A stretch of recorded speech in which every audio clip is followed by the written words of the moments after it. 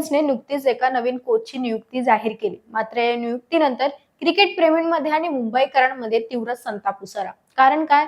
तर या कोचचं नाव 2012 मधील 26/11च्या मुंबई हल्ल्यातील मुख्य दहशतवादी अजमल कसाबच्या फाशीची शिक्षा रद्द करून ते जन्मठेपेत बदलण्याची यासाठी काढण्यात आलेली एक वादग्रस्त याचिकेशी जोडले गेले आहे. नेमकं काय आहे हे प्रकरण? सविस्तर समजून घेऊयात. नमस्कार, मी मयुरी आणि आपण पाहतात मुंबई आउटलुक.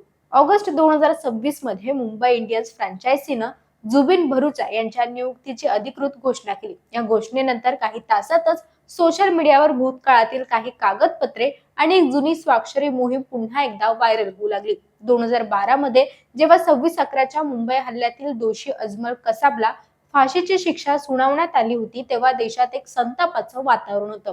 याच दरम्यान मानवाधिकार आणि नागरी समाजाच्या वतीने एक याचिका दाखल करण्यात आली होती, ज्यामध्ये कसाबची फाशीची शिक्षा माफ करून ती जन्मठेपेत रूपांतर करण्याची मागणी करण्यात आली होती. धक्कादायक बाब म्हणजे या याचिकाला पाठिंबा देणाऱ्या आणि त्यावर स्वाक्षरी करणाऱ्या यादीत क्रिकेट कोच म्हणून जुबिन भरूचा यांचं नाव असल्याचा दावा केला जात आहे.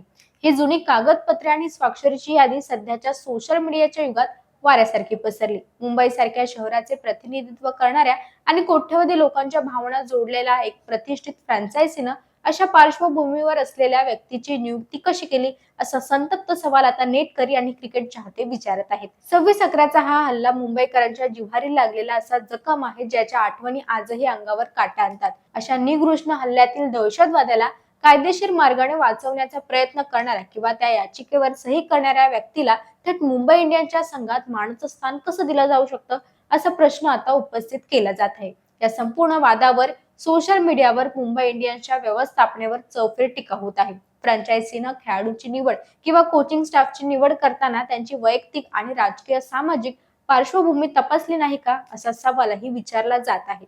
विशेष म्हणजे या वादावर आणि व्हायरल होत असलेल्या कागदपत्रांवर अद्याप मुंबई इंडियन्स फ्रँचायझी किंवा खुद्द जुबिन भरूचा यांच्याकडून कोणतेही अधिकृत स्पष्टीकरण देखील किंवा स्टेटमेंट देखील आलेलं नाही. जोपर्यंत यावर कोणतीही अधिकृत प्रतिक्रिया येत नाही, तोपर्यंत हा वाद आणखी पेटण्याची शक्यता आहे.